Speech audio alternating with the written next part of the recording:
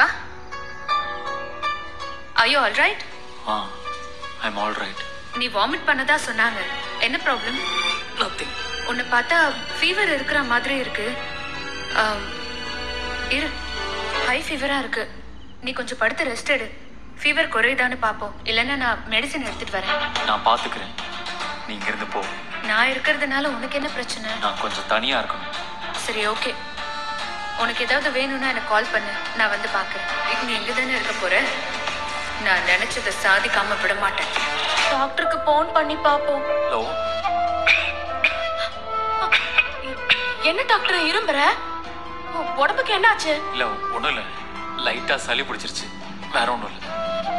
Tablet போட்டிருக்கேன், சரியாயிடும். இதுக்குதே நான் சொன்னேன் போகாதன்னு. நீ கேட்டியா? இப்ப பாரு, லோக்கல்னு இரும்புற. சரி விடு சிந்து, நான் பாத்துக்கிறேன்.